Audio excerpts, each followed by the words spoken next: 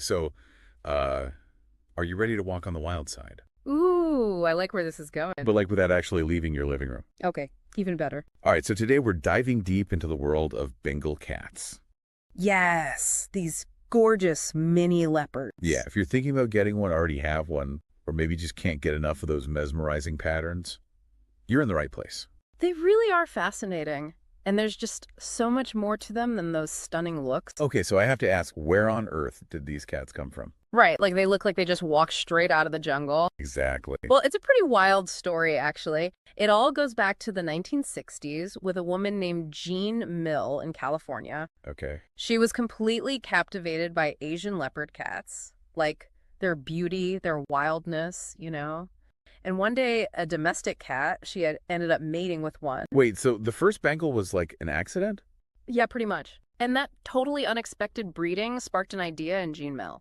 She was like, what if I could create a breed that had the exotic looks of an Asian leopard cat, but also the temperament of a domestic cat?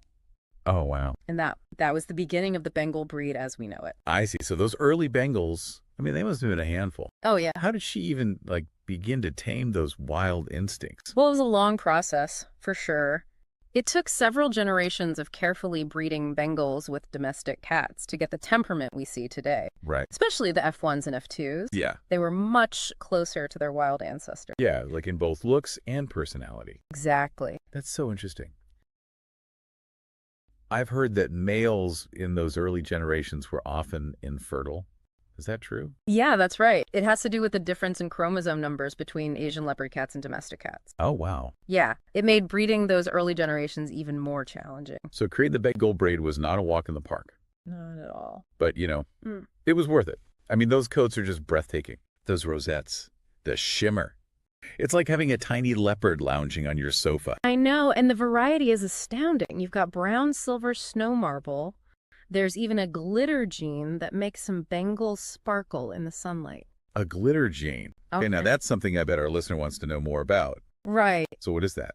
So it's a recessive gene that affects the way light reflects off their fur, I see. and it gives it like this iridescent quality. It's really something special to see in person. Wow. It really highlights Jean Mill's original goal to create a cat that looked wild but could also be a beloved member of a family. Okay, so we've covered those stunning looks and the wild origins. Right. But I think what a lot of people really want to know is, what's it really like to live with a Bengal? Yeah. Are they as high energy as their reputation suggests? Let's just say they're definitely not your typical lazy lap cat. Okay. They are incredibly affectionate, but they've also got a mischievous streak a mile wide and enough energy to power a small city. So if you're looking for a couch potato cat, a Bengal is not for you. Exactly. They're highly intelligent and curious, and they need a lot of mental and physical stimulation to thrive. Gotcha. A bored Bengal is a recipe for trouble. I can imagine. I've heard they love to play fetch. Yeah. Almost like a dog. Is that true? Absolutely. They're very playful and love to interact with their humans, That's cool. and they're also known for being quite vocal. Oh, really? Yeah, they have a whole range of chirps, meows, and even a sound that's been described as a chuckle. A chuckling cat. Love to hear that. Speaking of things they love, I've also heard Bengals are fascinated by water. Is that another one of their wildcat traits shining through? It is. They're often drawn to water, whether it's a dripping faucet, a running bath, or even a swimming pool. Wow. And it's thought to be a remnant of their Asian leopard cat ancestry, which are known to be skilled swimmers. Okay. So no delicate knickknacks anywhere near a water source if you have a Bengal. Right. They sound like they could get into all sorts of mischief. They definitely keep you on your toes. But despite their playful and sometimes demanding nature, they form very strong bonds with their humans Okay. and can be incredibly loving companions. So maybe a Bengal is like that friend who's always the life of the party but also needs a little extra attention. That's a great way to put it. And just like any good friend, they're worth the effort. Oh, they really are. Oh. They bring a certain spark to life for sure. They do. But all this talk about energy and mischief, it makes me wonder, are Bengals good with other pets? Especially other cats. Like, I imagine those territorial instincts might come out. Yeah, it's definitely something to consider. They can be territorial, especially with other cats. But like with most things Bengal, it really depends on the individual cat and how they're raised. So it's not impossible for them to get along with other furry housemates. Not at all, especially if they're introduced slowly and carefully. And Bengals raised with other pets from kittenhood often do quite well. It's all about setting them up for success. That makes sense. What about kids? With all that energy, are they safe around children? Actually, Bengals are known for being pretty good with kids. They're tolerant and playful, which makes them great family pets. But of course, supervision is always key no matter what breed of cat you have. Right. Safety first. But I think it's safe to say Bengals aren't for everyone. It sounds like you really need to be prepared for their unique needs. Absolutely. They require a lot of attention, interaction, and enrichment. Someone who's away from home for long hours probably isn't the best fit for a Bengal. They thrive on companionship and activity. So they're not the kind of cat you can just leave a bowl of food for and expect them to entertain themselves. Definitely not. Remember, we're dealing with a breed that's still closely linked to its wild ancestors. They need outlets for those instincts. Right. That brings us to something we touched on earlier, those potential health issues. You mentioned Bengals can be sensitive to anesthesia. Why is that? It's thought to be related to their slightly different metabolism compared to other domestic cats. Again, that wild cat heritage plays a role. It's important to find a vet who understands this and knows how to adjust anesthesia dosages and monitoring for Bengals. So it's not just about finding any vet, it's about finding a vet who's experienced with Bengals specifically. Exactly. You want someone who's familiar with their breed-specific needs. Speaking of health, there are a couple of conditions Bengals can be prone to, like hypertrophic cardiomyopathy, HCM, and progressive retinal atrophy. I know HCM is a heart condition, but what exactly is PRA? It's a degenerative eye disease that can eventually lead to blindness. Thankfully, responsible breeders screen their cats for these conditions, which helps to reduce their prevalence. So that's another reason why finding a reputable breeder is so important, right? Absolutely. A good breeder will prioritize the health and well-being of their cats. They'll be transparent about any health concerns and will be happy to answer any questions you have. Speaking of breeders, I imagine getting a Bengal kitten isn't exactly cheap. What kind of price range are we talking about? Bengals can range in price quite a bit, depending on lineage markings and whether they're considered pet quality or show quality.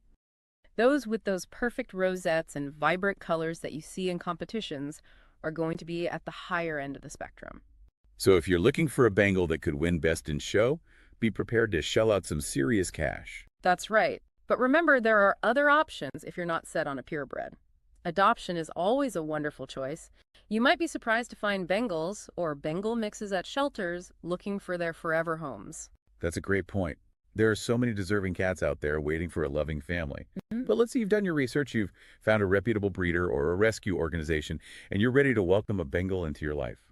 What are some practical tips for setting up your home for success? Well, first and foremost, Bengals need space to roam and explore. They're not the kind of cat that will be content in a tiny apartment.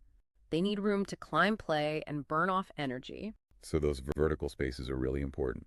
What about toys and enrichment? What kind of things do Bengals enjoy? They love anything that engages their mind and body. Puzzle feeders, interactive toys, scratching posts. The more variety, the better. And remember their love of water. A cat fountain can provide hours of entertainment. Okay, so we've got plenty of space, plenty of toys. What about their diet? Are they picky eaters? Not necessarily. But as obligate carnivores, they need a diet that's high in animal protein. Look for a food that lists meat as the first ingredient and avoid those with a lot of fillers and carbohydrates. Got it. High quality protein, just like their wild ancestors would have eaten. Exactly. And of course, fresh water should always be available. So we've talked about their diet, their enrichment needs, their love of space. What about grooming?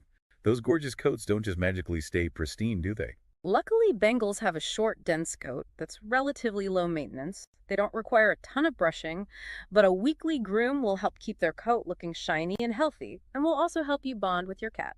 So not a huge grooming commitment.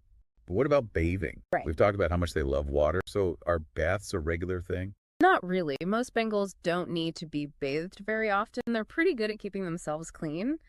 But if they do get into something messy, use a shampoo that's specifically formulated for cats.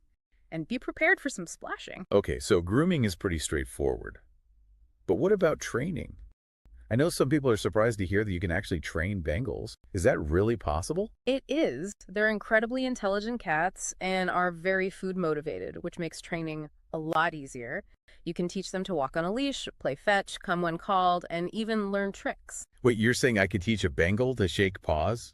That's amazing. It's definitely possible. Just like with any training, patience and positive reinforcement are key. So maybe that dog-like personality people talk about isn't just about their energy levels, but also their intelligence and traitability. Exactly. They thrive on mental stimulation just as much as physical activity. It sounds like owning a Bengal's a lot like having a furry little toddler who can climb trees and loves to play in water. That's a pretty accurate description. But just like with toddlers, the challenges are far outweighed by the rewards. So for someone who's maybe on the fence about getting a Bengal, what's the one thing you'd want them to know? I'd want them to know that Bengals are more than just beautiful cats. They're intelligent, affectionate, and incredibly rewarding companions. They're not the right fit for everyone, but for the right person, they can bring an incredible amount of joy and laughter into your life. That's beautifully said.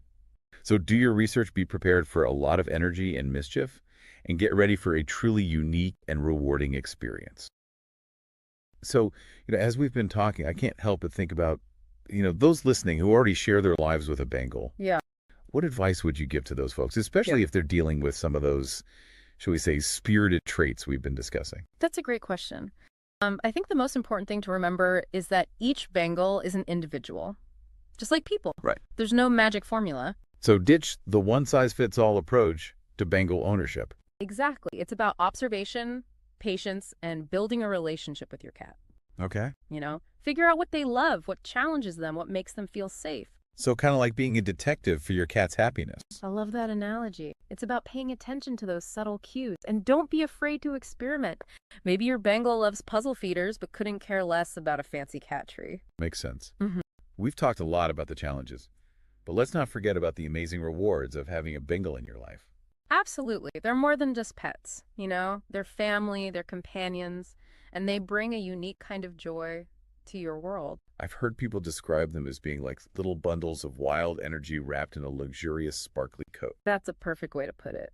And they remind us that even in our busy lives, there's always room for playfulness and a sense of wonder. So to all the Bengal owners out there, keep those toys coming, those scratching posts sturdy, and those water bowls full. And most importantly, cherish that unique bond you have with your amazing Bengal.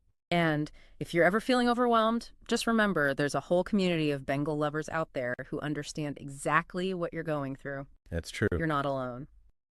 That's such an important point. We're all in this together. Well, it seems we've reached the end of our deep dive into the world of Bengal cats. I don't know about you, but I'm suddenly craving a cup of tea and a good documentary about leopards.